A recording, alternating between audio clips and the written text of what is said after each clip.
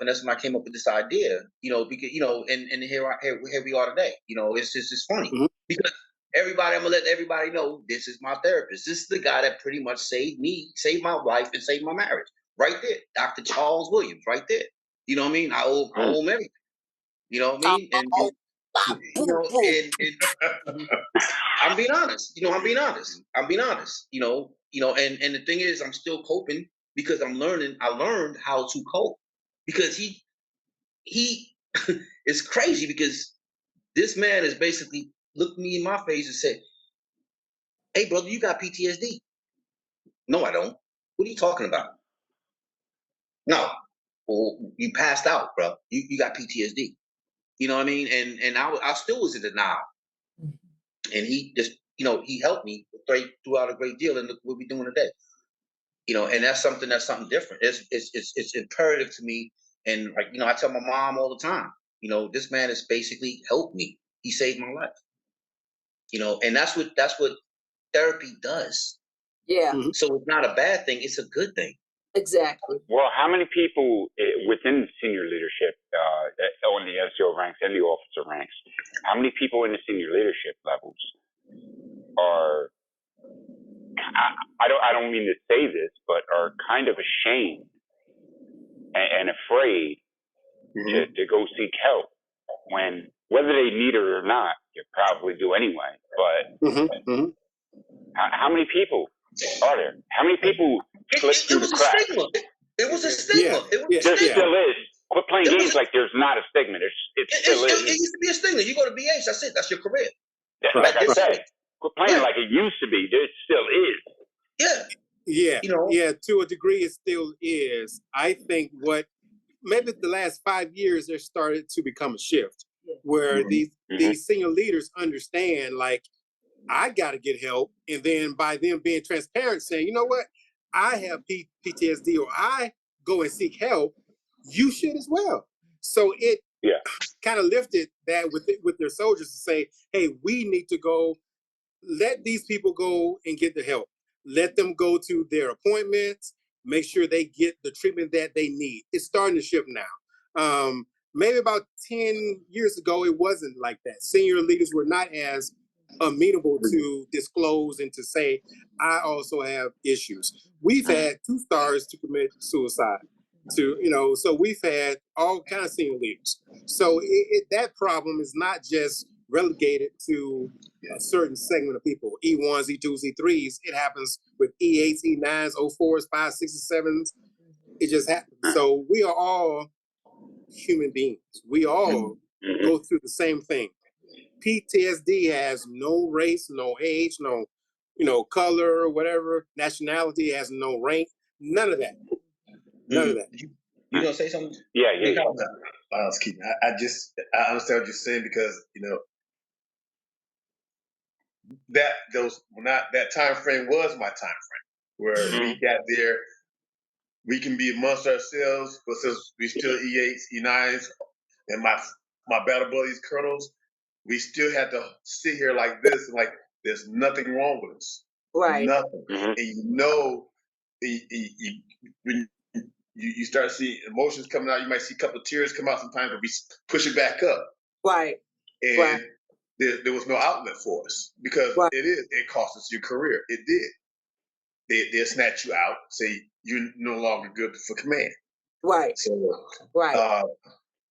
we felt that a lot. I remember first tour back from Iraq, they separated us to all of the senior CNCOs into one room, and officers another, colonels another, and everybody was crying by the time we left out the office because we talked to each other. That's all we could do is talk to each other. We couldn't go to you guys. Right. Yep. Right. So. Right. And it still affects us now because I still talk to some of my friends, but some of them actually kill themselves. Yep. Yeah. I think that the field of mental health has become a little bit more savvy because of the war. And knowing that, going back to what I said earlier, that therapy doesn't have to take place in my office. Because you're not, as a CSM, I already know you're not coming to my clinic. I know that. So I'm not gonna look crazy and ask you, but what I will say is, Sergeant Major, can I come see you? Right? Because nobody knows what we're talking about in that room.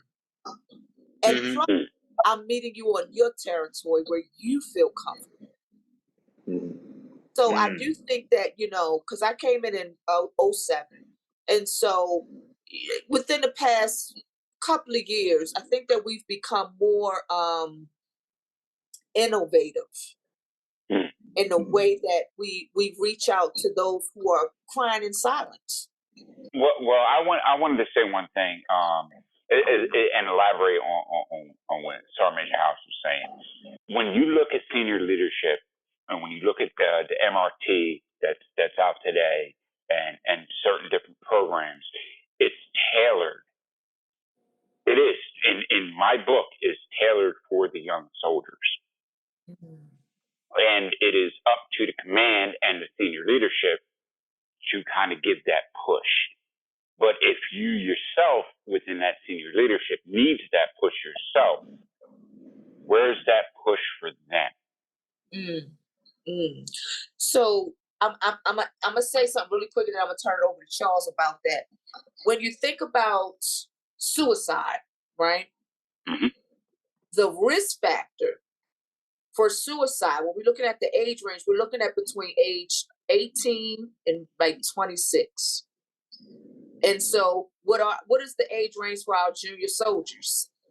18 to 26. Exactly. And so, right, exactly. And so, let me be clear. I'm not speaking on behalf of the Army. But because that's such a critical and sensitive age range, a lot of resources are geared toward them. Now, that's not to say that senior leadership is not in a fragile stage as well. But just to kind of give a rationale as to, we need to keep those because they're young, they're agile, they're the war fighters. I need to keep your mind right, because you're ripe. You're ripe.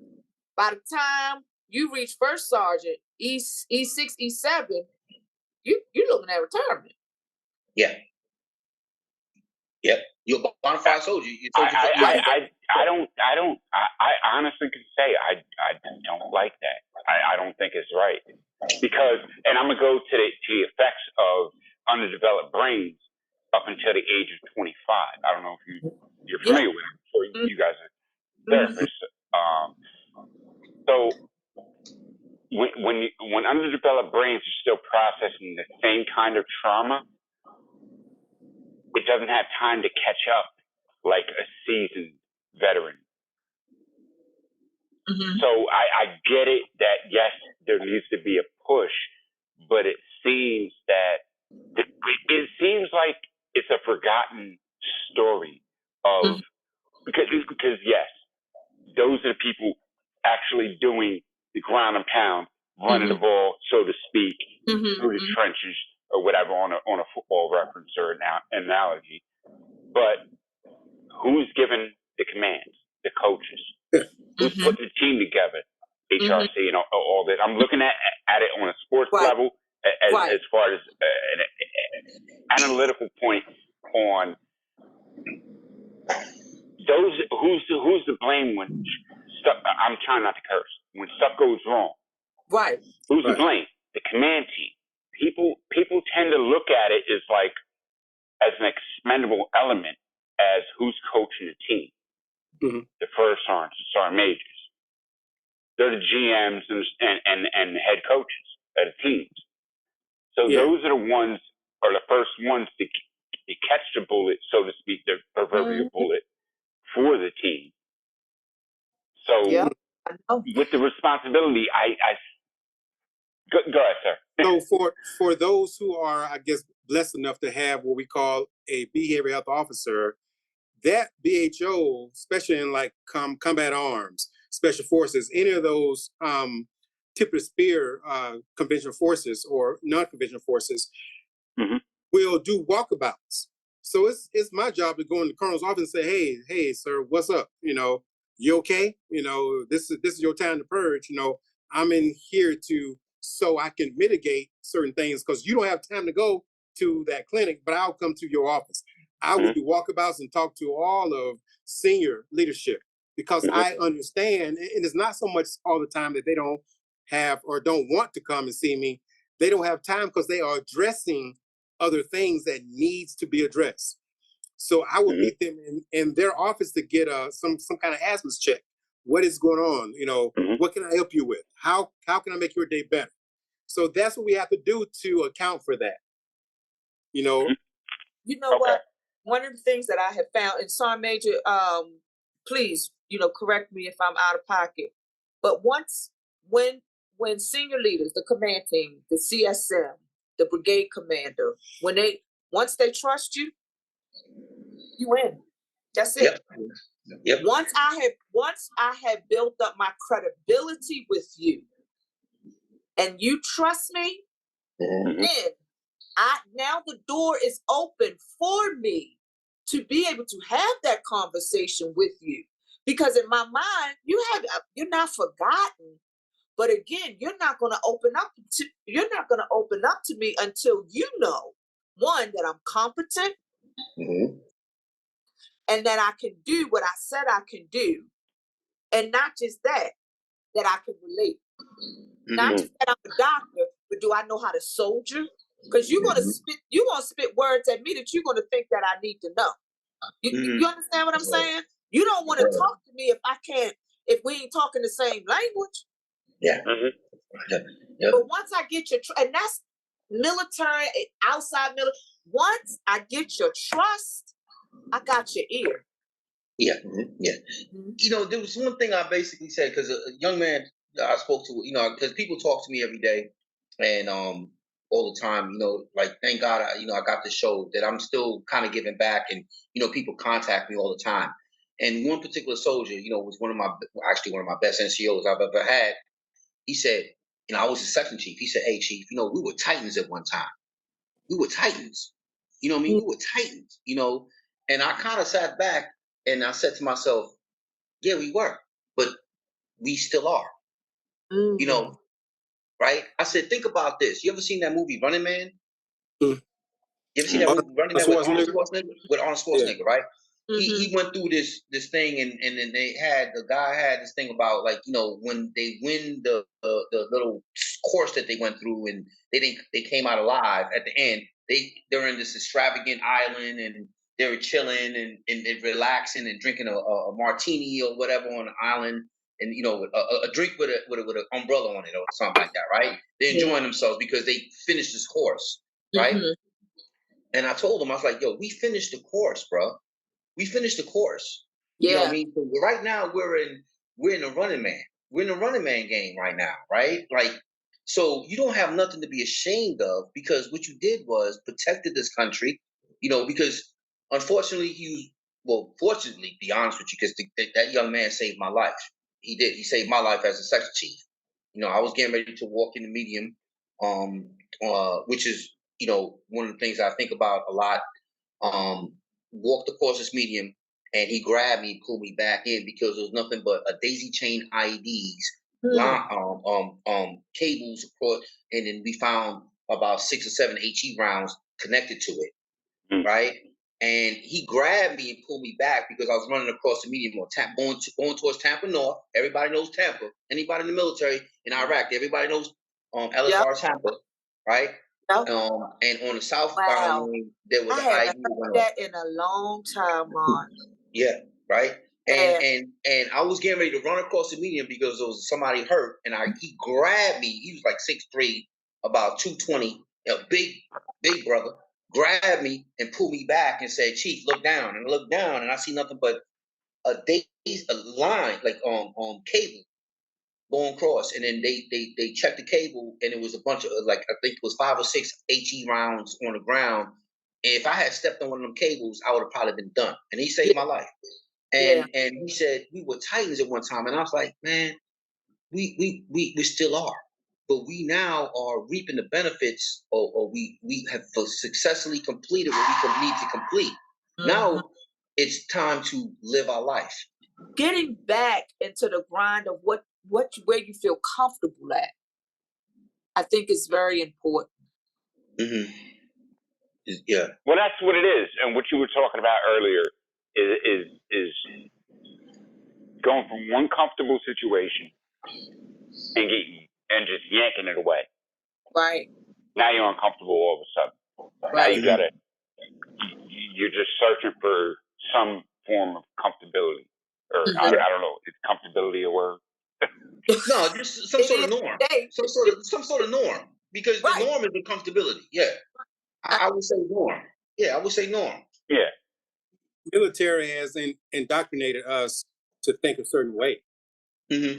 So once we get out of that indoctrination, in many ways, we have to reprogram ourselves, not because we even want to, because in order to cope. Mm-hmm. Or else you will have difficulties talking to the average civilian about something because they just don't understand what sacrifice really is. I mean, yeah. Well, I love the fact that you said the indoctrination, because you go from grade school, indoctrination. I don't know, when I went to school, Pluto was a planet. All of a sudden, now it's not. now, all jokes aside, there's the thing with that. See, they say one thing on one generation, and they say another thing. That's indoctrination through the educational system. So we go from one indoctrination to the next, and then go backwards. There you go. Sorry, Major Mark, and D. Brooklyn, do you guys remember in the early part of the war when we would come back and do reverse SRP? Do you remember when they came up with Battle Mind? When you came back and you had to do all of this stuff, and then you would have somebody come and talk to you about reintegration.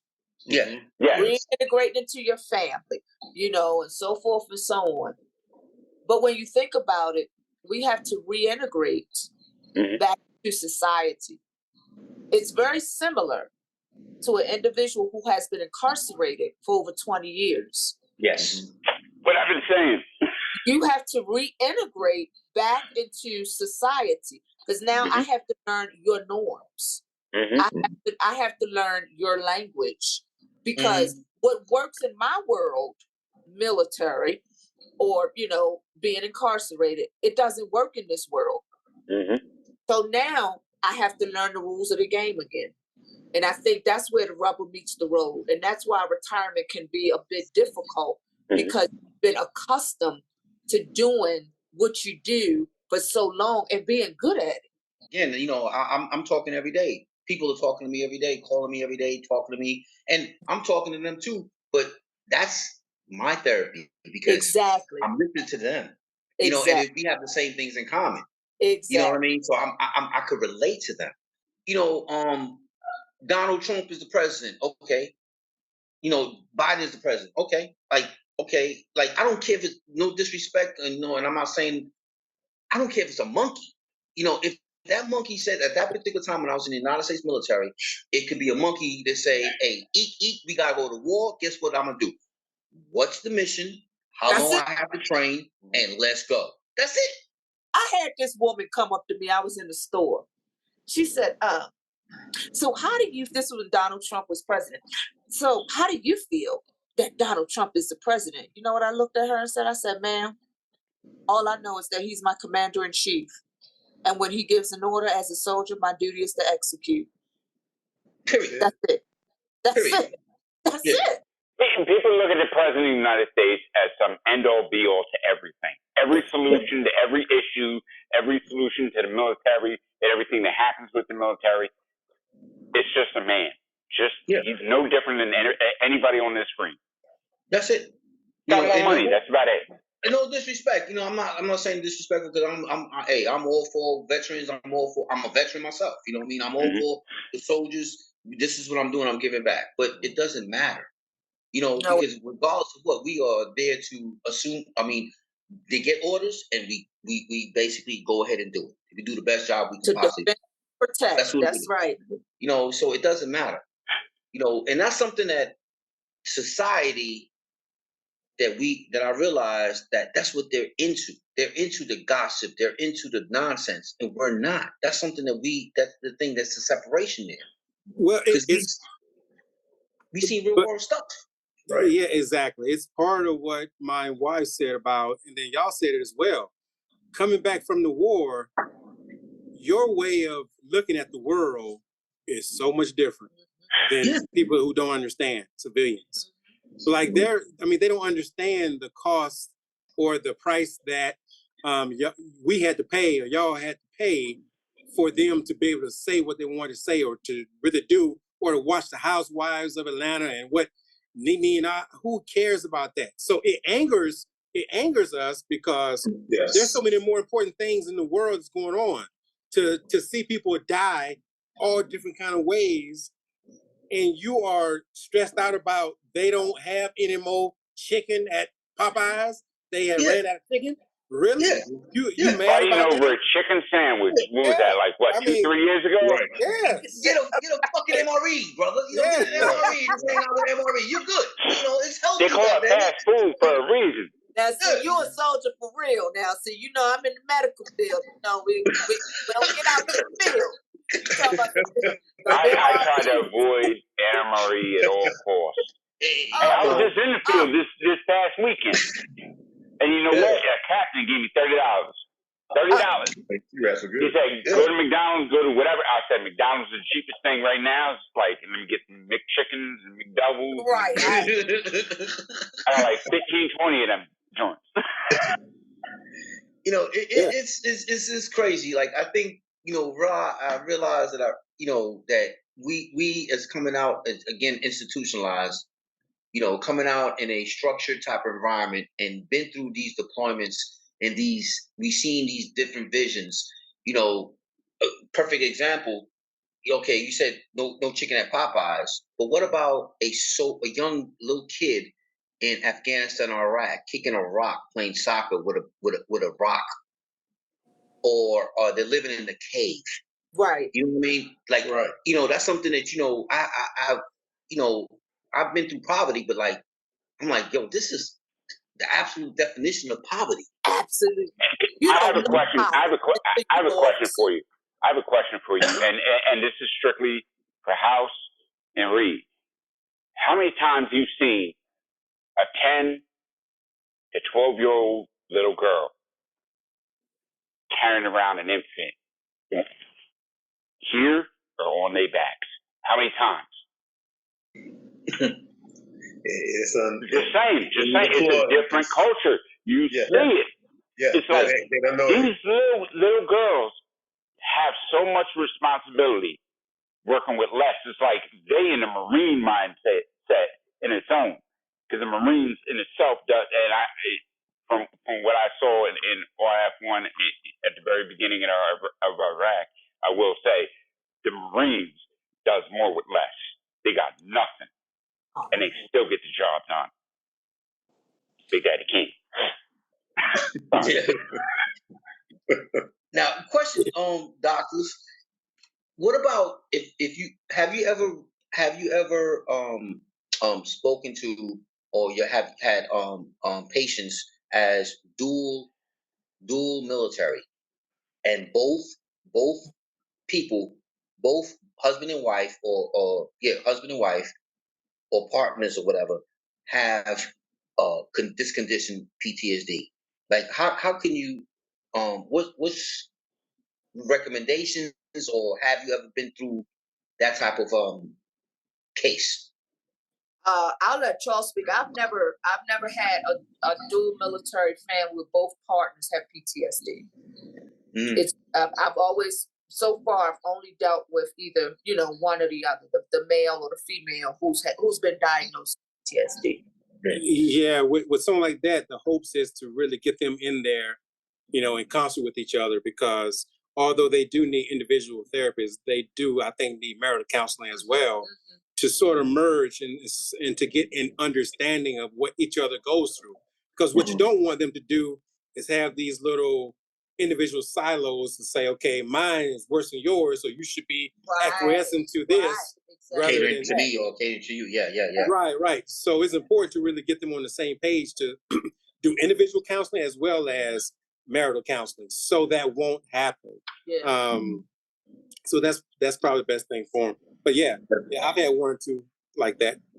Yeah. I mean, like that's a long process. Am I right or wrong?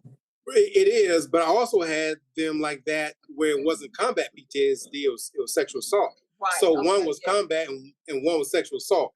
So to try to merge the two in some way to get them to have understanding of each other and to almost like give each other time to say, okay, it's almost my turn to have these, avoidance triggers or these other triggers that we actually talked about. So it's like we're just trying to set the stage to give them ground rules. Like, this is how you should respond.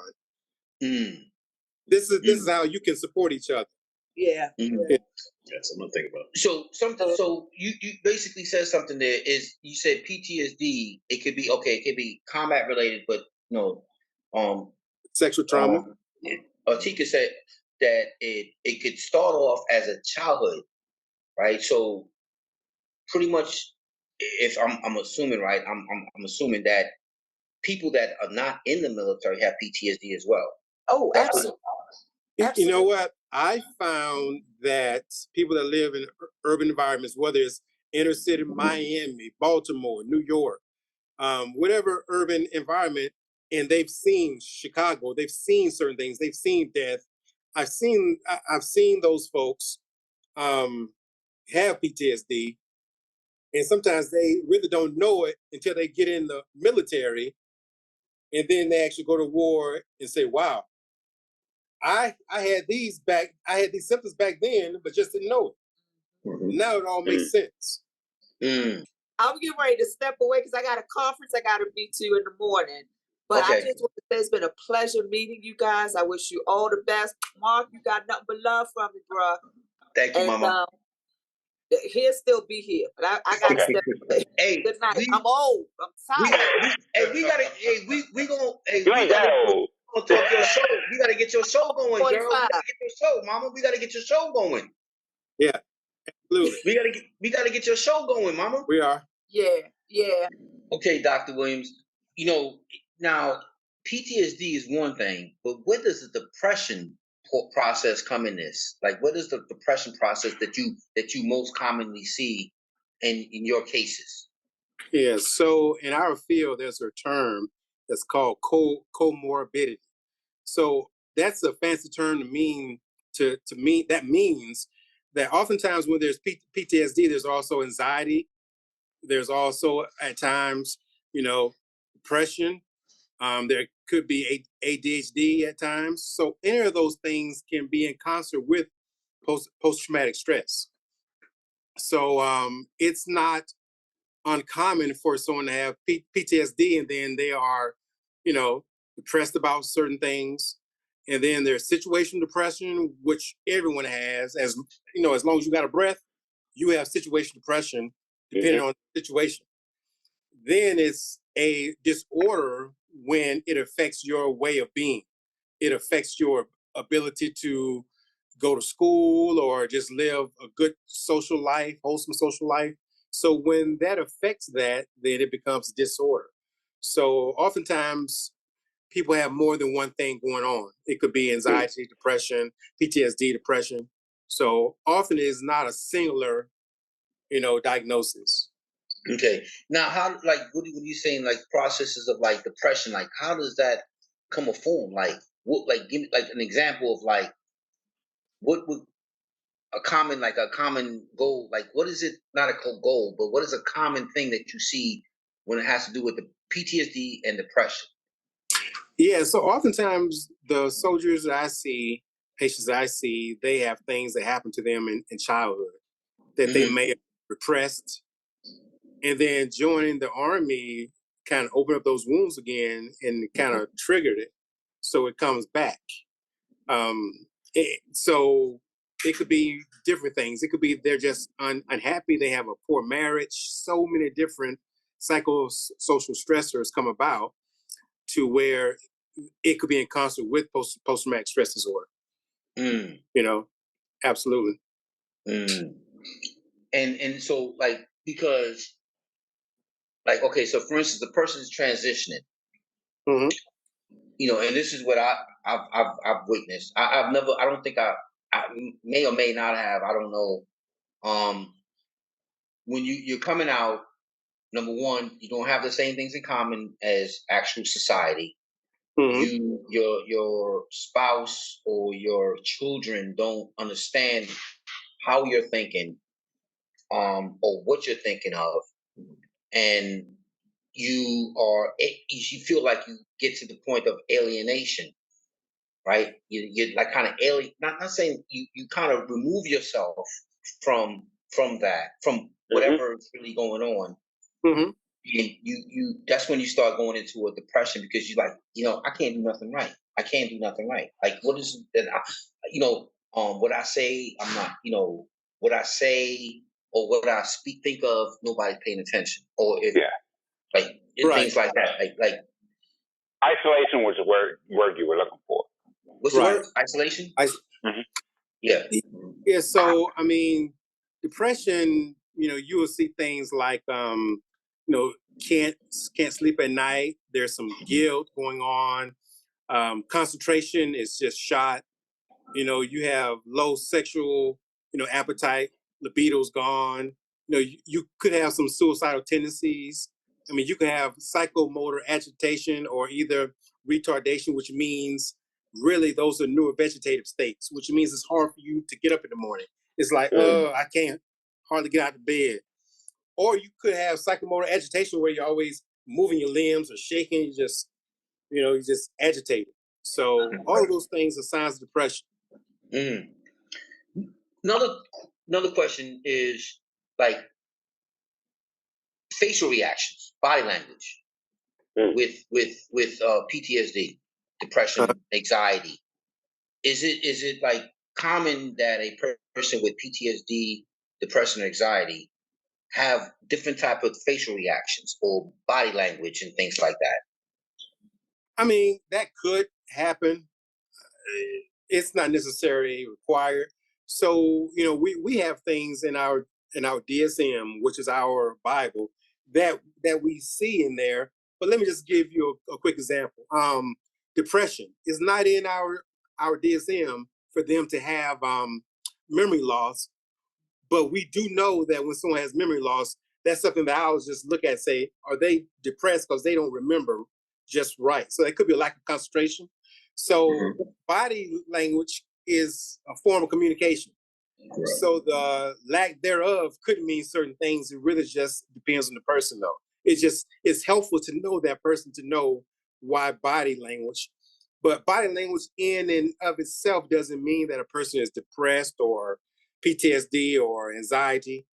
But it's something that we just gotta, notice. That's why we like to see people face to face, to also integrate body language. Even we can still do telehealth, but telehealth, you miss nuances sometimes. And I have to bring this up because I went through Military One Source, I went through VA, I went through vet centers, and not in any order. But one of the last things I did was I'll say it, Military One Source, and they were asking me, what are you looking for? Are you looking for face to face? I was like, well, at the time, COVID was still a thing, right?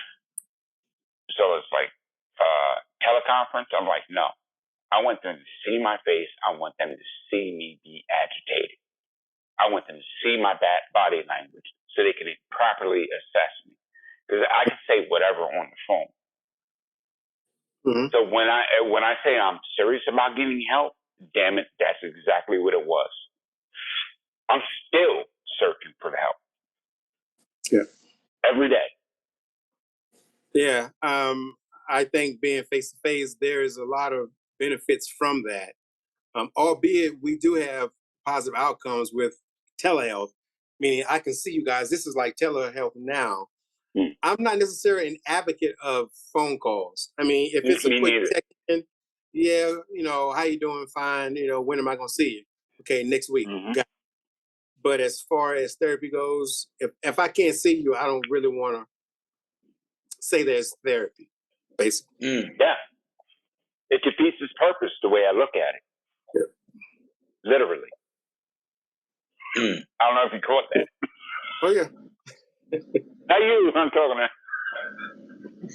So is it all intertwined? You think in your professional opinion, is it like all intertwined?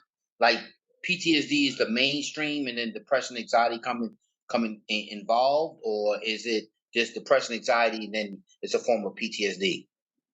Well, I don't believe it's intertwined. You can have anxiety, you can have depression and PTSD singularly, or it can be called comorbid.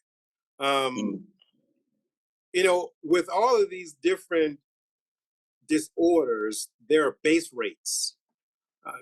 Anxiety can have a base rate of 14%, which means 14% of our population has these disorders. So each one has base rates. Things like bipolar, the base rates are a lot smaller. Schizophrenia, the base rates are a lot smaller. There's not a lot of folks in our society that has schizophrenia or bipolar, although there is a great deal.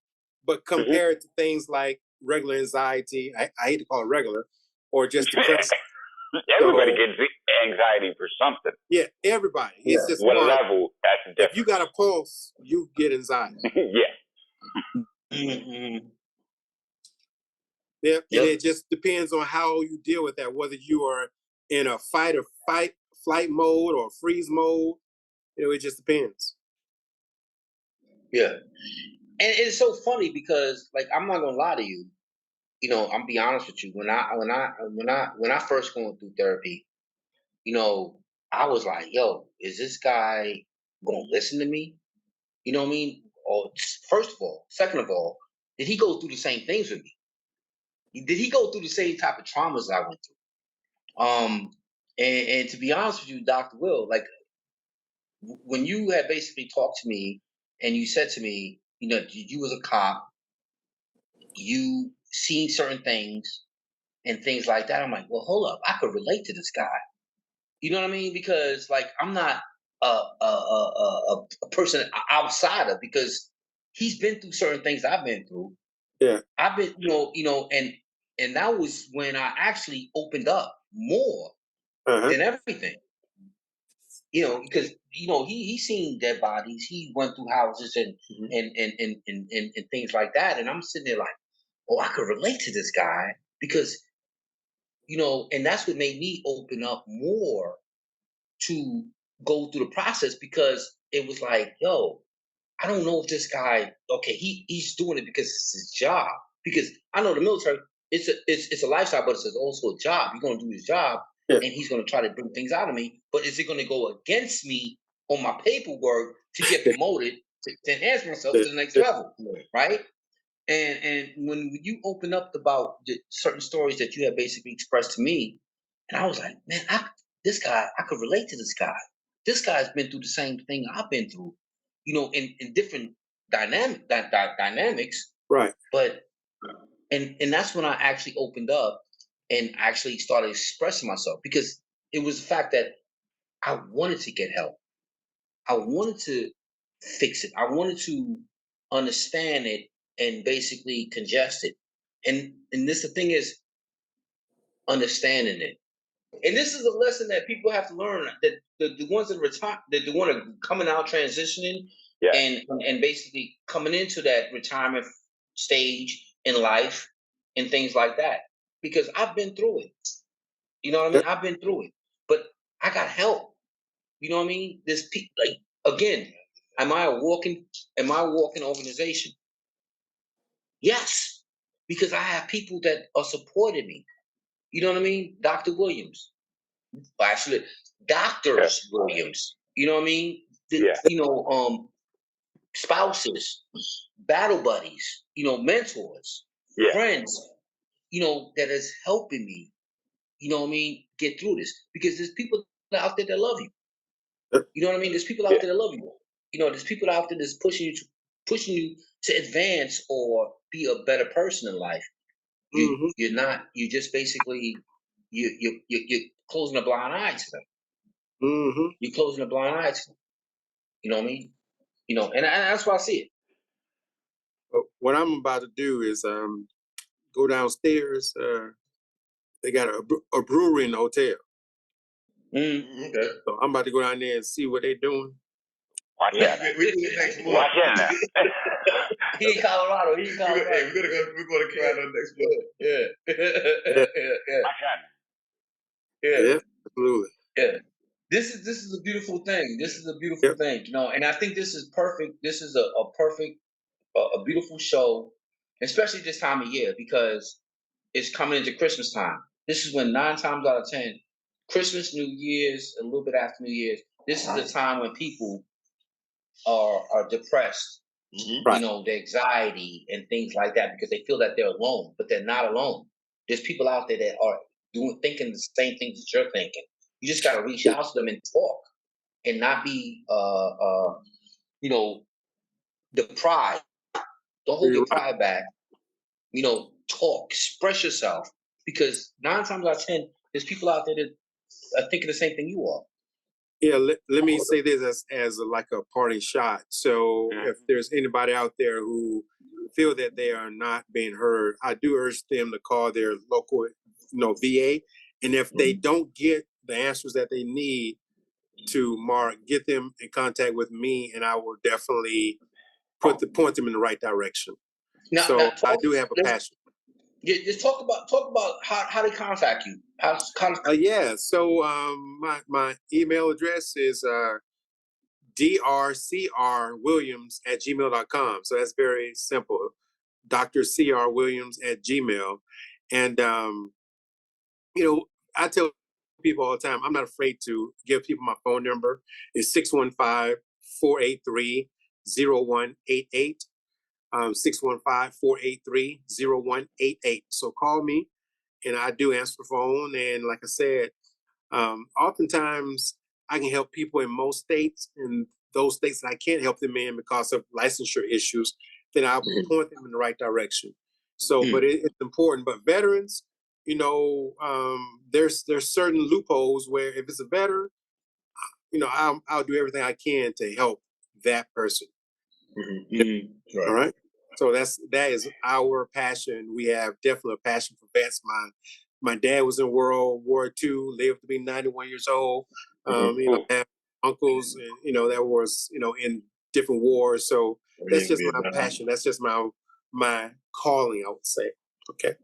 And then what's your new podcast that's going to be coming out pretty soon? What's the name of the podcast show? Well, see, we are really trying to come up with different names of it. I mean, it's going to be something catchy, so I will reserve that, and then once we get it, I get what you say. Okay, definitely. I got some ideas for you. So yeah, but we're starting to build content now, and starting to think about certain things. But like I said, we do want it to be funny, because humor does help kind of ease those tense moments sometimes. So they'll see how grounded we are and how much fun we have, and they will understand that this field doesn't have to be stoic and just rigid. They say laughter is the best medicine. So absolutely, that's right. And speaking out I think is the best therapy for me. That's my thing. You got to speak. You got to talk. You got to talk it out. It may not be to the person, but you can talk it out and see if you get a better idea. You know what I mean? Dr. Squid Williams will be coming out pretty soon. You know what I mean? Scott. And Dr. Scott, she has a book coming out, The Enemy Within Me. The Enemy Within Me. Okay, and it's going to be a podcast coming pretty soon. That APEX07 Beyond the Reverb, Song Major of Philly is going to be, will be in collaboration of it. You know what I mean? It's a good therapeutic method. You know what I mean? In a good therapeutic way, because that's what we're going to do. We're going to help us veterans but we're going to also help society understand us. Right.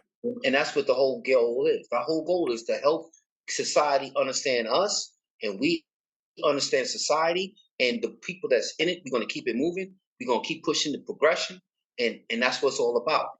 Collaboration. We're going to incorporate a brigade or a actual, I don't know, military formation. It's just a collaboration. Yeah, a military formation of help. Yeah. You know what I mean? And that's what APEX07 is all about. Beyond the Reverb is all about. Your podcast is all about. Sergeant Major of Philly is all about. You know, what do you call it? Beta Beast Movement is all about. Grapevine. That's what it's all about. The Grapevine is all about. It's about helping us. You know, helping us understand and helping them understand us. Right. You know, because it's not a them, it's all of us. You know what I mean? It's one. You know what I mean? And APEX07, this is Mark A back in effect, stay in effect, and always will be in effect. APEX07 is going to continue going on with Beyond Reverb. E. Brooklyn, my man, my mentor. Thank you, Dr. Williams Squared. When I know she's asleep right now, but Dr. Williams Squared. Brick House. APEX07 out. Hey, Mark, I got to say this. What's up? I got to message you right now because this is part of the thing that I do with Beyond the Reverb. Why are you trying to become the therapist when we got a therapist on the screen? I'm just saying. I don't know, you know, because it's coming from a guy that's not a therapist. You know what I mean? I feel you. And this is we a lesson done that had a conversation about this. I feel you. Yeah. Life is a bus, so the service a must. They make you turn up your phone before you get off the bus and make you wanna go home, dog. There's nowhere to run, so you must sleep through day 0 to get to day 1. And 9 weeks later, the basic shit done. And 5 weeks later, I'm in unit 1. Like you son of a gun, them body boy done earned them a gun. Make you think about home and who all lost their life to a gun.